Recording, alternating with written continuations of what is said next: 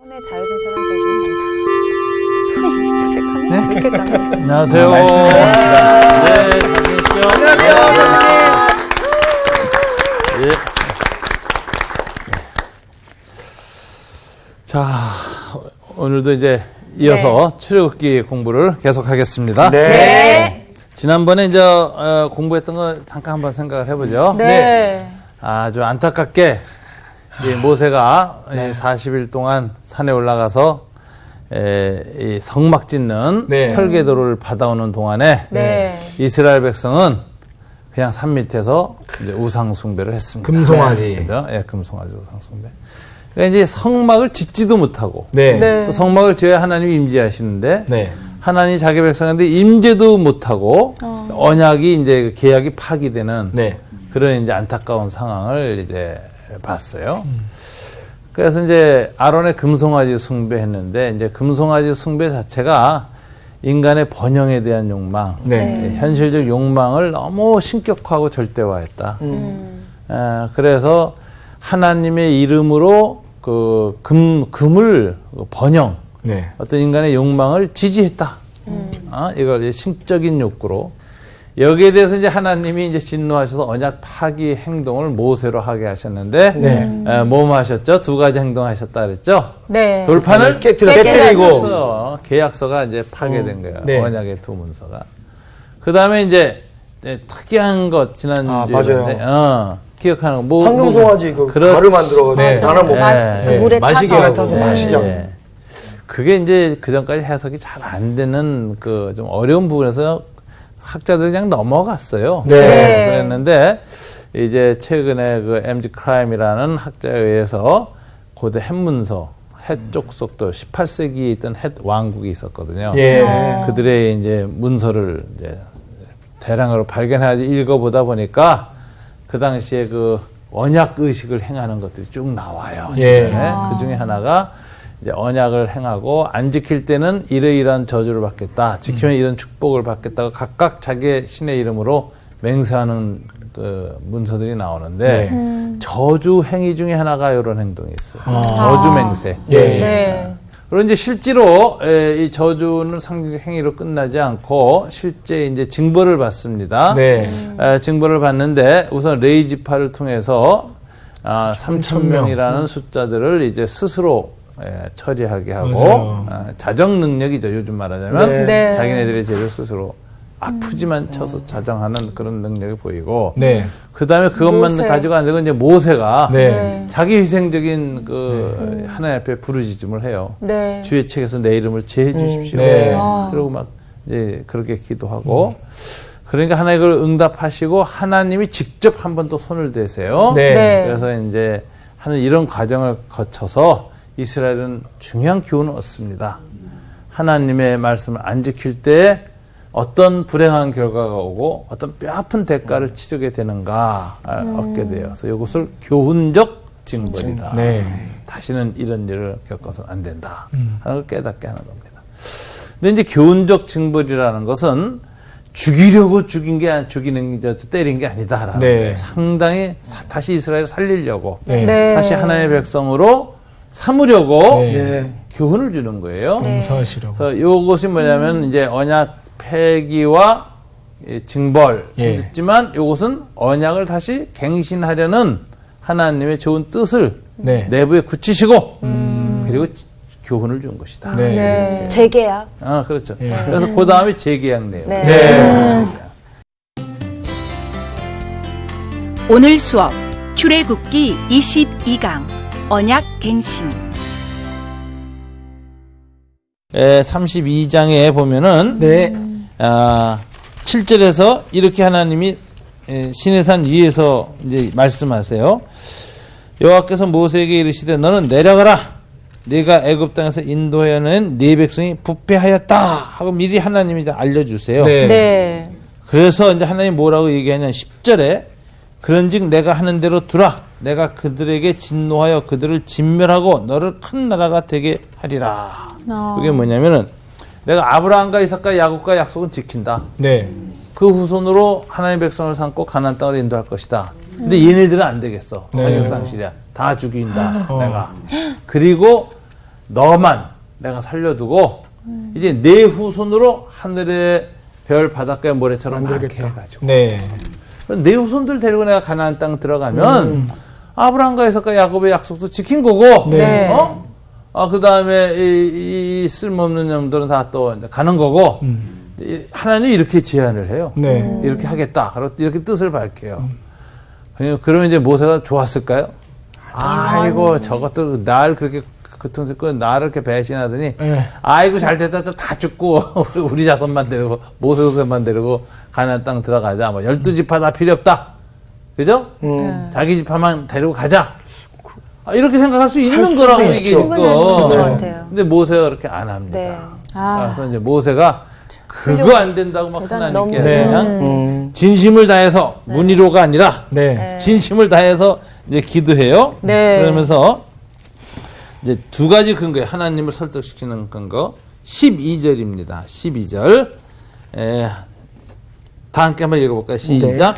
어찌하여 애굽 사람들이 이르기를 여호와가 자기의 백성을 산에서 죽이고 지면에서 진멸하려는 악한 의도로 인도되었다고 말하게 하시려 하나이까. 주의 맹렬한 노를 그치시고 뜻을 돌이키사 주의 백성에게 이 화를 내리지 마옵소서. 여기서 모세가 하나님 설득하는 방법이 첫째 뭐냐면 하나님 영광이 안 됩니다. 네. 아니 그렇게 그냥 10가지 그냥 재앙을 내리시고 네. 그다음에 홍해를 가르면 그냥 뻑적지근하게 끌어내시더니 네. 아니 결국 산에서 죽여요. 시내산 광야로 끌어내다 다 죽여버려요. 그럼 이스라엘 애굽 사람들이 뭐라고 하겠습니까? 아이고 거봐 그 신을 왜 믿고 쫓아나가서 바보 같은 녀석들. 그렇게 막 그 신이 뻑적지근하고 끌고 나가더니 우리한테도 무섭고 끔찍하게 대하더니 나가서 그 신이 또 성질 못 견뎌가지고 끌고 나 이스라엘 다 죽였대. 다 죽었대 저거. 맞아. 이런 소리가 나올 것 들리지 같아요. 소문 않겠습니까? 나지. 네. 이거 아닙니다 하나님. 모세가 이렇게 얘기하는 거예요. 이게 하나 설득하는데 하나님이 들어도 그래 내가 지금 성질이 확 났는데 그러면 안 되지. 네. 이거 상당히 맥혔어요. 네. 하나님의 영광을 위해서 하나님 이렇게 하시면 안 됩니다 하는 거예요. 자, 두 번째는 하나님의 약속을 다시 주장해요. 네. 그러니까 이 기도의 결정적인 것은 말씀이에요 항상. 네. 그래서 13절 다 같이 읽어볼까요? 주의 종 아브라함과 이삭과 이스라엘을 기억하소서. 주께서 그들을 위하여 주를 가리켜 맹세하여 이르시기를 내가 너희의 자손을 하늘의 별처럼 많게 하고 내가 허락한 이 온 땅을 너희의 자손에게 주어 영원한 기업이 되게 하리라 하셨나이다. 이 언약을 주장하는 거죠. 네. 기도할 때. 그러니까 기도는 예. 하나님의 영광에는 하나의 성품. 네. 이걸 붙들고 기도하고 네. 본질적이죠. 당신의 영광, 당신의 성품의 본질에 안 맞는 일입니다. 그러니까 이 일을 허락하지 마십시오. 이렇게 해야 되고 네. 두 번째 뭐죠? 약속. 약속을 기억해 주십시오. 아브라함 이상 약속 이렇게 그렇게 해서 화를 내리지 말라고 기도하는 거예요. 그러니까 이제 마지막에는 기도의 마지막은 말씀입니다. 네. 그래서 이제 우리가 예수님의 기도도 그렇죠. 내 뜻대로 마옵시고 하나님. 주 뜻대로 하옵소서. 예. 하는데 이제 주님의 뜻은 어떻게 가장 명료하게 나타났죠? 말씀으로. 네. 예. 그러니까 말씀 기도가 최고의 기도예요. 예. 기도 응답 받는 기도는 네. 말씀 기도다. 그래서 이제 14절에 딱 이렇게 돼. 제가 읽을게요. 여호와께서 뜻을 돌이키사 말씀하신 화를 그 백성에게 내리지 아니하시니라. 하나님의 뜻을 돌이키는 것. 이게 아주 좋은 기도죠. 네. 굉장한 기도죠. 자, 요렇게 했어요. 자, 그런데 이제 우리가 33장에 보면은 네. 모세 이제 두 번째 중보 기도의 상황이 나와요. 네. 자, 시내산에서 이제 모세를 내려 보내시면서 하는 말이 이거 떠나라고 하면서 자, 내가 너희와 함께는 가지 않겠다. 너희를 약속대로 아브라함과 이삭과 야곱에게 한 약속대로 가나안 땅에 데려가겠다. 근데 내 사자가 천사가 너희를 이끌어가게 할 것이고 나는 직접 안 가겠다. 그래서 너희하고 나하고 이 본질이 안 맞아. 어? 너희는 목이 고든 백성이고 자주 이렇게 반역을 행하는데 예. 나는 거룩한 하나님이야. 거룩한 하나님하고 죄하고는 양립이 안 되거든. 네. 네. 그래서 너희들이 죄를 범할 때마다 나의 거룩을 침범하니까 나의 거룩을 지키기 위해서 내가 할 수 있는 길은 진멸하는 거야. 그래서 그러다 보니까 내가 너희 조상하고 한 약속을 또 못 지키게 돼.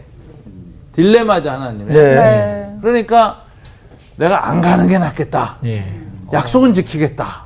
이렇게 얘기를 합니다. 네. 그 기절을 여러분이 그 3절만 읽죠. 다 같이 33장 3절 시작. 너희를 젖과 꿀이 흐르는 땅에 이르게 하려니와 나는 너희와 함께 올라가지 아니하리니 너희는 목이 고든 백성인즉 내가 길에서 너희를 진멸할까 염려함이라 하시니. 5절도 읽어볼까요? 시작. 여호와께서 모세에게 이르시기를 이스라엘 자손에게 이르라 너희는 목이 고든 백성인즉 내가 한순간이라도 너희 가운데에 있으면 너희를 진멸하리니 너희는 전신구를 떼어내라 그리하면 내가 너희에게 어떻게 할 것인지 정하겠노라 하셨습니다. 예. 자, 이제 이렇게 말하면은 모세도 이제 이렇게 생각할 수 있어요. 이것도 좋은 타협안일 수 있다. 우리는 가나안 땅으로 가고, 하나님은 약속을 지켰고, 또 하나님은 안 가시지만 또 인도는 하시잖아. 천사를 보내서. 네. 그러면 뭐 서로 적당한 경계선을 두고, 윈윈할 수 있겠다. 이렇게 생각할 수 있어요. 네. 네. 근데 모세는 그렇게 응답하지 않습니다. 네. 여기서 모세가 생각하는 하나님과 이스라엘의 관계에 대한 아주 핵심적인 중심이 있어요. 예. 그것이 나타나요. 그래서 읽어보실까요? 14절, 15절 다 같이 시작.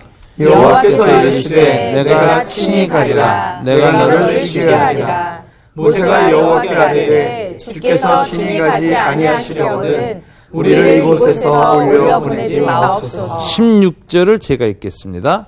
나와 주의 백성이 주의 목전에 은총 입은지를 무엇으로 알리이까? 주께서 우리와 함께 행하심으로 나와 주의 백성을 천하 만민 중에 구별하심이 아니니까. 이거 모세는 독특한 이 하나님의 백성과 이스라엘 사이의 관계를 인식하고 있습니다. 독특한 본질. 그게 뭐냐면 하나님이 함께 해야만 된다는 거예요. 예. 근데 그게 구별이라는 거예요. 예.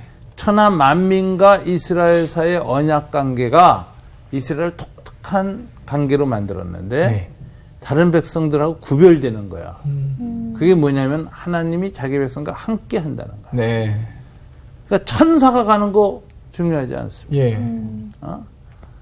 다른 민족들도 하나님이 아닌 다른 그 타락한 천사들 이런 거 다 섬기고 있잖아, 신으로. 네. 네. 천사가 그렇게 중요하지 않습니다. 우리에게 다른 민족들하고 구별되는 건 뭡니까? 딱 하나. 하나님 당신이십니다. 하나님이 함께 해요. 예. 이러고 간절히 중보기도 해요. 예. 네. 그러면서 이제 이렇게 말합니다. 주께서 함께 가지 아니하시려거든 우리를 가나안 땅으로 올려보내지 마십시오. 네. 그냥 광야에서 죽이십시오. 이렇게 얘기해요. 자, 이 기도가 이제 이런 뜻이죠. 하나님 없는 가나안이 무슨 소용이? 맞아. 하나님 없는 부자 되는 거 무슨 소용이? 뭐가 중요한 거예요. 하나님 없는 건강이 그게 무슨 축복입니까? 진짜. 네, 하나님 없는 출세, 네. 성공, 인기 끄는 거 네. 그게 무슨 아무 가치입니까? 의미가 예. 그래서 하나님 함께 하시지 않는다면 그 모든 거 없어도 좋고 우리 이제 이 땅에서 그냥 광야의 석처럼 예. 죽게 해주십시오. 대단한 이러는 거예요. 네. 승부사죠, 승부사. 예. 하나님이 되게 행복하셨을 것 같아요. 이런 기도 들으면. 그건 아주 좋은 것 감동. 지금 우시는 줄 알았어. 난 선생님 감동받았어. 굉장히 좋은 관점. 예. 하나님 행복했다. 맞아요. 그런 한 사람 때문에 하나님이 다 풀리는 거예요. 그러니까요. 자식이 어린 뭐해. 부모 마음을 뒤흔드는 아들 하나, 네. 딸 하나 때문에 그동안 수고하고 애썼고 또 자식들한테 섭섭했던 게 다 풀리는 거예요. 그래, 너. 난 9이었어. 우리가 그런 자식이 돼야 돼, 그죠? 네, 맞습니다. 그런 신앙인이 돼야 돼. 하나님 앞에. 예. 하나님 앞에 한 사람. 예. 하나님의 마음에 합한 사람. 예. 하나님의 마음을 감동시키는 사람. 맞습니다. 이게 참 중요한 것 같아요. 네. 예. 하나님 없는 가나안이 내게 의미가 없습니다. 네. 하나님 없이는 안 가겠습니다. 참, 그거 중요한 것 같아요. 자, 구별이라는 게 뭘까요? 이 모세가 생각했던 구별. 천하 만민과 이방인들과 구별됨은 뭐죠? 구별됐다. 구별이라는 건 죄에서 분리됐다는 거예요. 네. 네. 이건 성결이라고도 얘기해요. 성결. 죄에서 분리된 구별된 백성이다라는 이 구별이 뭐죠? 하나님과 함께요. 하나님과 함께함. 함께함. 임마누엘이에요. 임마누엘. 그러면은 돈, 성공, 부자 되고 이런 거 다 이것은 구별이 아니죠. 네. 네. 이방인과 구별 안 되는 거예요. 네. 자, 병이 걸렸어도 하나님이 함께하면 구별이 됩니다. 예. 자동차에 갇혀서 불이 나서 온 전신이 탔어도 하나님이 함께 하시면 구별된 사람이에요. 네. 그죠? 네. 여러분, 그 사업에 실패해서 참 막 세상 원망을 저주하기가 쉬운데 예. 거기에서도 구별됨이 있는 사람. 예. 하나님, 이건 다른 거예요. 굉장히 그 놀라운 일이죠. 네.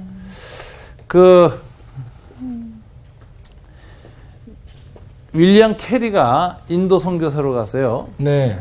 첫 한 15년 동안 아무것도 못하고 성경 번역 작업만 했어요. 네. 뭐 잘하지만 이 윌리엄 캐리는 뭐 후원도 못 받고 갔잖아요. 네. 목사가 아니었으니까 네. 평신도 선교사였다고. 그러니까 윌리엄 캐리가 선교하러 갈 때 그 유명한 그 목사님이 그랬어요. 윌리엄 캐리 가지 마라. 너 아니고도 갈 사람 너무 많다. 자기가 없다 이거였어요. 예. 인정 못 받고 뭐 선교사 파송도 못 받고 선교사는 타이틀도 없이 그냥 간 거야. 스스로 자비량해서. 네. 무시당한 선교사죠. 예. 하나님만을 믿고 가가지고선 죽으라고 고생하면서 한 것이 벵가로로 성경 번역하는 것이었어요. 네. 내일이면 이제 착각 기계가 돌고 활자가 들어서 이제 성경책이 쫙 나오는 거예요. 그 생의 꿈이 이루어지는 순간. 네. 유명한 얘기죠. 불이 났어 그 밤에. 그래서 윌리엄 캐리가 이제 인쇄소로 이제 나와봤더니 불이 활활 타고 있어요. 그 친구들이 너무너무 가슴 아프고 원고도 타고 다 탔으니까 예. 활자니 뭐니 다 책이. 가슴이 아파서 차마 윌리엄 캐리를 못 들여다봤다. 윌리엄 캐리가 얼마나 절망할까. 근데 윌리엄 캐리는 친구들이 이렇게 딱 돌아봤더니 뭐 하고 있었냐면 찬양을 하고 있었어. 불길을 통해서. 그 유명한 얘기가 있어요. 윌리엄 캐리가 그 불길 속에서 하나의 음성을 들었다는 이제 나중에 이제 그 자서전 같은 것을 얘기를 하는데 불길 속에서 스스로 안에서 하나님이 이제 던진 음성이죠. 뭐라 하냐. 윌리엄 캐리 너는 이 활자, 이 인쇄소, 이 원고들을 의지해서 인도 선교를 하러 왔느냐. 아니면 나를 의지하고 여기 왔느냐. 그 절대적인 가치를 부여하기 쉬웠던 그 순간, 네. 절대적인 좌절과 절망에 빠졌을 그 순간에 하나님의 음성을 들으면서 윌리엄 캐리는 그랬더니 하나님, 저는 이것들 때문에 인도 선교를 하러 온 것이 아닙니다. 네. 이것을 의지하지 않았습니다. 오직 하나님, 당신만을 의지합니다. 네. 그러면서 그 불타고 있는 그 모든 걸 하나님께 제물로 올렸다는 거예요. 당신께 영광을 돌립니다. 그래서 그 순간에 윌리엄 캐리가 하나님께 이제 받아지는 게 돼요. 놀라운 사실은 15년 걸려서 벵가로 하나 번역했잖아요. 네. 그가 그 사건 이후로 만든 성경 번역이 지방 언어까지도 100몇십 개 언어로 번역을 해요. 그래서 전 세계 언어학자들은 윌리엄 캐리가 언어학의 천재라고 불러요. 근데 천재 아니에요. 그날 이후부터 하나님이 지혜와 총명을 부으십니다. 세계 역사에 드문 언어학자, 번역사가 나온 거예요. 네. 그러니까 나는 그런 걸 이렇게 보면은 예, 하나님 없는 번영, 네. 하나님 없는 성공, 그것이 하나님과 다른 사람들 사이에 하나님 안 믿는 사람 사이에 구별점이 아니에요. 예. 네. 더 탁월해지고 더 성공했고 더 위대해졌고 더 많은 돈을 벌었고 세계 뭐가 되고 이게 적인 것이 아니라 네. 하나님이 함께한다는 그 사실 자체가 아멘. 불이 탔어도 네. 고난 중이어도 네. 병 걸렸어도 세상 사람들은 실패했다고 말해도 하나님과 함께 있다는 것만으로 네. 영광을 돌리고 감사하고 살 수 있는 사람. 이게 구별된 실패, 구별된 절망, 죄가 없는 고난. 여기 들어가는 거예요. 그러니까 여기 모세의 이 사상은요, 하나님이 이스라엘 백성을 다른 민족들과 구별했다는 건 오직 뭐로만 결정돼요? 하나님이 함께 하신다는 것만으로 구별의 기준치입니다. 네. 그러므로 하나님 없이는 가나안 땅 안 가겠습니다. 네. 이 하나님이 성호 형제 말대로 굉장히 기뻤을 거예요. 맞아. 그래서 하나님이 이제 뜻을 돌이키고 자기 백성과 함께 하겠다는 약속을 주시는데 먼저 그 약속을 누가 체험하게 하느냐? 모세가 체험하게. 네. 그래서 모세에게 직접 자기 자신을 드러내 보이셔서 먼저 임재하십니다. 네. 이거는 모세를 구별했다는 거예요. 예. 그 죄를 용서했다는 거예요. 죄를 가진 채로 하나님을 정면으로 마주치고 하나님의 영광을 보면 그냥 죽어버려. 예. 네. 그렇죠. 죄 가운데 소멸되는 거예요. 네. 죄가 소멸될 뿐만 아니라 죄인도 소멸돼. 예. 같이. 그런데 소멸되지 않았다는 건 뭐냐? 그 사람에게는 죄만 뽑아서 소멸했다는 거예요. 예. 죄인과 죄가 분리되고 죄만 소멸돼서 네. 이 사람 존재한다는 네. 게 하나님을 만나고도 임재를 체험하고도 살아남았다. 이거는 죄만 분리됐다는 네. 걸 의미하는 거예요. 네. 이 체험을 이게 임마누엘 체험이거든요. 네. 누구한테 먼저 하나님이 맛보기로 보이시느냐? 모세. 모세에게 보이시는 거예요. 그 이후에는 대제사장들이 1년에 한 번씩 제사장 속죄소에 들어갈 때마다 체험하는 것이고 그걸 통해서 이스라엘 백성도 다 하나님의 임재를 체험해요. 예. 근데 이것을 제일 먼저 겪은 사람은 모세였다. 오늘 본문을 보세요. 네. 하나님의 임재 체험 본문. 자, 18절이죠.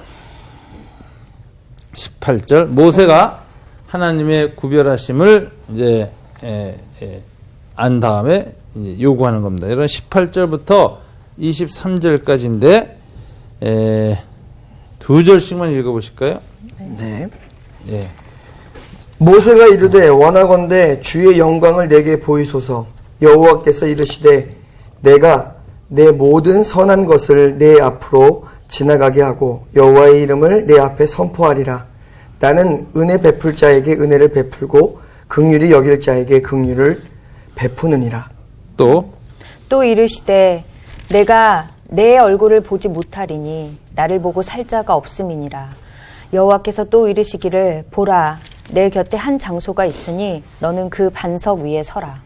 예. 내 영광이 지나갈 때에 내가 너를 반석 틈에 두고 내가 지나도록 내 손으로 너를 덮었다가 손을 거두리니 내가 내 등을 볼 것이요 얼굴은 보지 못하리라. 예. 그리고 네. 자 어디냐 34장 네. 6절 7절 다 같이 읽어볼까요? 네. 네. 아니 예. 인정자매가 제가 여호와께서 그의 앞으로 지나시며 선포하시되 여호와라 여호와라 자비롭고 은혜롭고 노하기를 더디하고 인자와 진실이 많은 하나님이라. 인자를 천대까지 베풀며 악과 과실과 죄를 용서하리라. 그러나 벌을 면제하지는 아니하고 아버지의 악행을 자손 3, 4대까지 보응하리라. 네. 자, 이렇게 해서 하나님이 모세에게 그 구별하심, 네. 죄를 제거하셨다는 체험을 직접 먼저 시킵니다. 즉 하나님의 영광을 보는 예. 거예요. 자, 그런데 앞면은 안 보여주죠. 네. 네. 등을 해보니까 등을 보여주시죠. 앞면은 감당 못해. 하나님의 이 인격적 임재를 체험하는데 뒷면만 보게 하세요. 그런데 뒷면도 보지 못하도록 직접 눈으로 보지 않도록 손으로 가리셨죠. 네. 이게 은총이라는 게 은총. 아. 이걸 그냥 안 가리고 하면 이것도 감당 못하고 모세는 죽습니다. 네. 죄인인 인간이 이 죄 가운데 있는 피조물이 창조주 하나님의 영광을 직접 만나면 그냥 다 소멸돼요. 네. 죄와 더불어. 그래서 하나님이 소멸되지 않도록 가려주면서 보이셨거든요. 가렸다라는 게 이게 중요한 의미예요. 죄를 가렸다. 주님의 은혜의 손으로 가렸다. 네. 오. 나중에 죄를 뭐로 가리죠? 제사장이 1년에 한 번씩 짐승의 피를 갖고 뿌림으로 가려줍니다. 예. 그래서 이제 하나님이 구별하시는 거예요. 살려주시는 거예요. 이런 식으로 그 하는 일을 모세가 이제 겪습니다. 네. 재미난 사실은 여기 반석의 틈 사이로 이렇게 숨겼다 그랬죠? 네. 네. 이제 나중에 열왕기상에 가보면 19장에 요 틈 사이에 딱 쓰는 사람이 있어요. 엘리야. 엘리야. 그래서 거기서 이제 세미한 하나님의 음성을 듣는 그 동굴 있죠? 네. 호렙산 동굴. 네. 그런데 그 열왕기상 19장에 보면 그 동굴을 정관사를 썼어요. 히브리어로 그 동굴이야. 네. 그러면은 이것은 그냥 우연히 있는 돌에 그냥 흔한 동굴 중에 어느 한 동굴에 그냥 들어간 게 아니라 네. 특별한 의미가 있는 어떤 동굴에 간 거예요. 네. 그래서 구약 학자들이 그 엘리야에 있었던 그라는 정관사를 이렇게 해석을 할 때 이것은 시내산에 모세가 섰던 바위 틈, 네. 그 동굴에 엘리야가 다시 가서 섰다. 이렇게 네. 얘기를 해요. 네. 그러면 이제 이게 굉장히 재미난 건데 이제 이 모세가 이 오늘 본문에서 바위 틈에 서서 하나님의 임재를 체험하고 인자와 자비를 체험하면서 누리는 게 뭐죠? 언약 갱신, 네. 언약 재계약. 네. 네. 죄로 인해서 깨졌던 언약을 다시 세우실 때 하나님이 왜 세우시죠? 그 다시 세우시면서 하나님이 드러내신 그 계시, 자기의 본질, 속성이 뭐예요? 자비와 인자. 인자. 네. 죄를 지어서 다 죽어야 되는데 네. 모세가 이렇게 기도하고 할 때 하나님이 궁율과 자비가 다시 살아났어요. 네. 이 자비가 헤세드. 예. 이제 신약 성경으로 보면 아가페. 예. 사랑이라는 거예요. 하나님의 본질은 사랑이야. 그래서 사랑에 근거해서 계약이 다시 맺혀져. 네.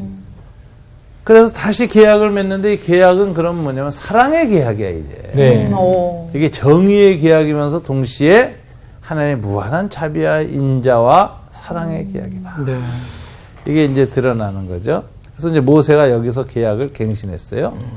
근데 이제 엘리야가 가서 그 틈에 쓸 때는 언젠가요? 굉장히 재밌다. 엘리야 이야기는 이스라엘이 후기에 네. 네. 아하가 예세벨 때 가서 언약을 파기하고 네. 선지자를 다 죽이고 네. 하나님의 제단을 다 헐어버렸어. 맞아요. 우상 숭배만 하고. 네. 그래서 갈멜산에 가서 이제 엘리야가 이제 하나님의 살아계심을 보여준 최후의 대전을 벌리잖아요. 네. 네. 그래서 하늘에서 불이 떨어져 가지고 하나님 여호와가 참신인감을 증명하셨어요. 네. 네. 그럼 다 회개해야 되는데 안 해. 네. 그리고 다시 이세벨은 더욱 엘리야가 미워서 죽이려고 해. 네. 네. 그러니까 그때 이제 엘리야가 딱 느낀 게 최종 경고도 거부했구나. 네. 그러면은 이 북이스라엘은 백성들도 돌아오지 않고 네. 왕도 돌아오지 않고 이거 틀렸다. 네. 그래 가지고 광야로 나갑니다. 예. 그래서 이제 쓰러져서 로뎀나무 밑에 있다가 네. 네. 천사가 주는 떡과 물을 먹죠. 이게 굉장히 독특해요. 여기 이제 저거예요. 광야 40년 동안 이스라엘에 어떤 만나 사건이 재현되는 거예요. 하늘의 떡과 물을 먹어요. 그게 힘을 얻어가지고 40일 40야를 주파해서 네. 시내산으로 가고요. 예. 네. 이 40일 40야라는 건 이스라엘 백성이 40년 동안 광야에 여행했던 과정을 압축하는 거예요. 예. 이스라엘도 왜 40년 동안 광야에서 방황했어요? 카데스 바네에서 정탐했던 기간이 40일인데 네. 그때 이 이스라엘의 정탐권 보초병대 지파 대표들이 가서 불신했단 말이에요. 네. 하나님의 약속을. 그러니까 하나님이 하루를 1년으로 해서 40년 동안 뺑뺑이 돌려서 광야 1세대가 다 죽었거든. 네. 네. 그 사건을 반복하는 거야. 엘리야가 상징적으로. 그래서 가나안 땅을 떠나. 그리고 40년 동안 먹었던 만나와 물을 로뎀나무에서 먹고 그 힘으로 40년 걸렸던 일을 40일 만에 주파해. 네. 그리고 시내산에 어디로 가? 모세가 재계약했던 장소로 딱 가서. 네. 11기상 19장에 그거예요. 예. 거기서 강조하는 게 뭐냐면 이스라엘이 언약을 파기했다는 거예요. 나만 남았습니다. 맞아요. 그러니까 하나님이 언약을 파기해서 그래서 이제 모세는요 파기한 언약을 다시 갱신하기 위해서 그 바위 틈에 서서 하나님의 응답을 받아가지고 네. 하나님의 인자가 임했거든. 네. 그죠? 네. 근데 뭐 엘리야는 거꾸로 글로 와서 얘네들 그래도 또 파기했습니다. 네. 다시 고발하는 거야. 선지자 역할이 고발 중에 하나거든. 그러니까 하나님이 그래? 그렇다면 내가 심판할 것이다. 네. 그래서 심판을 하겠다는 메시지가 들어오는데 세미한 음성으로 들어오죠. 네. 하나님의 음성이 세미하게 들어오죠. 네. 네. 막 지진이나 막 번개가 막 치는데 글로 하나의 임재가 없어. 네. 이게 뭐냐? 하나님이 이젠 이적과 기사로 자기를 드러내지 않는다. 하나님 이제 역사 안에서 세미한 음성으로만 자기를 드러내신다. 네. 그런데 세미한 음성을 듣는 사람은 하나님이 살아서 역사를 움직인다는 걸 이제 체험할 수 있어. 네. 네. 말씀대로 하시니까. 네. 그러니까 대본 스크립트를 미리 본 거야. 하나님의 네, 대본을. 네. 그러니까 역사가 진행되는 걸 보니까 대본대로 되네. 말씀대로. 네. 하나님의 역사를 다스리구나 깨닫지만 이 세미한 음성을 안 들은 사람들 이스라엘 왕들 우상숭배자들은 다 뭐죠? 역사라는 거는 그저 인간의 힘과 우연으로 되는 거야. 싸우고 치고받고 뭐 하나님 어디 계셔? 왜? 하나님이 이제는 기적과 이사로 직접적으로 임재 안 하니까 역사 속에. 네. 출애굽 때처럼 막 홍해를 갈고 이거 안 하신다는 거야. 네. 이제는 하나님은 이제 무대의 주인공으로 안 등장하셔. 역사의 네. 무대. 이 장막 뒤로 가셔서 PD가 되셨어. 연출하시는. 연출만 하셔. 그러니까 무대에 있는 사람들 신이 안 보이니까 신 없다. 하나님 어디 있어? 그래서 비신화화, 무신론적 사고를 가지고 살아가게 돼 있어요. 비종교화된 삶의 현실을 직면하게 됐어요, 이제. 네. 그게 11기 19장 얘기예요. 그런 비종교화된 사회 속에서도 하나님의 존재를 믿는 사람들은 딱 한 사람들만 가능해. 세미한 음성을 듣는 자. 선지자. 선지자의 말을 듣는 자. 선지자와 사도들이 쓴 성경책을 성령 안에서 하나님의 음성을 듣는 자. 네. 이게 세미한 음성을 듣는 자. 이런 자들은 약속을 지키고 언약 백성으로 살아남고 나머지는 다 배교해요. 네. 신이 어디 있어. 그렇잖아요. 네. 이렇게 되는 이 새로운 패턴이 들어와요. 그래서 다 패배하는데 오직 하나님이 이제 엘리야한테 그러죠. 내가 그래서 이젠 세미한 음성으로 너에게 임재했다는 이 사건이 앞으로 언약을 배신한 이스라엘이 당할 심판의 상징이다. 그들은 다 하나님 없다 그러고 안 믿고 다 떠나갈 것이다. 네. 그러나 7,000명은 내가 남겨두겠다. 네. 이러세요. 남은 자 7,000명. 여기 굉장히 상징적인 숫자예요. 네. 그런데 예수님이 오세요. 오셔서 40일 동안 금식하면서 네. 광야에서 시험을 받으셔. 네. 그리고 떡과 음식을 먹지 않고 오직 하나님의 말씀으로만 그 모든 굶주림을 이겨냈어요. 네. 그리고 40년 동안 끊임없이 이스라엘을 시험했던 광야 40년 동안 그 마귀를 시험을 광야 40일 동안에 예수님이 이겨내셔. 네. 말씀으로. 그분이 뭐라고 해요? 하나님의 언약에 따라 이제 하나님 나라가 임하였다. 그리고 가나안 땅에 들어오시거든. 그리고 이제 그분의 공생을 시작해요. 예. 예수의 40일 이것은 뭘 의미하느냐? 이스라엘이 실패한 40일. 엘리야가 40일 동안 거꾸로 돌아가서 언약에 실패한 이스라엘을 고발한 그 40일을 네. 예수님이 만회하는 거예요. 그래서 모세 때도 40년에 걸쳐서 이스라엘 백성의 언약을 지키는데 실패해. 네. 엘리야 시대에도 왕조 시대에 또 실패해. 네. 그 모든 실패를 만회하기 위해서 한 사람이 들어와. 그래서 이분이 이스라엘 또 하나님의 백성의 모든 대표가 되셔서 광야에서 40일 동안 마귀를 꺾어요. 그래서 승리하세요. 그래서 마귀는 떠나고 예수는 승리하고 광야에서. 그래서 이분이 가나안 땅으로 요단강 건너 들어오시면서 첫 번째 외친 소리가 회개하라. 이제 하나님의 통치가 시작되노라. 이렇게 하는 거예요. 그래서 이 하나님의 통치권 앞에 전향하고 회개하고 난 당신 백성 되겠습니다. 과거의 죄와 죽음의 권세는 난 이젠 벗어나겠습니다. 네. 라는 사람은 세리였든지 창기였든지 문둥병자였든지 누구든지 상관없이 다 전향하는 순간에 하나님 나라의 백성이 돼요. 네. 네. 내 말을 듣고 나를 영접하는 자는 하나님의 자녀가 되는 권세가 되고 하나님의 백성이 되는 새로운 삶의 계기를 맞이해요. 공로나 노력 없이. 이게 회개하라 하나님 나라 임하였던 예수의 메시지거든요. 네. 이게 바로 오늘 본문하고 다 연결이 돼요. 시내산 40년의 광야 여행, 40일의 광야 생활, 그리고 마귀의 시험, 거기에 실패한 이스라엘, 그러나 승리한 예수.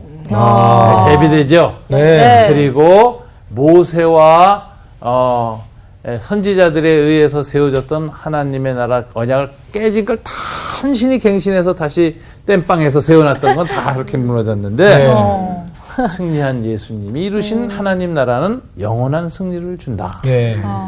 이게 이제 바로 승리의 전주곡이 광야에서 울려 퍼졌다. 아. 예수님에게. 오늘 이 모세가 시내산에 그 바위 틈에 섰다. 굉장히 의미가 있는 겁니다. 네.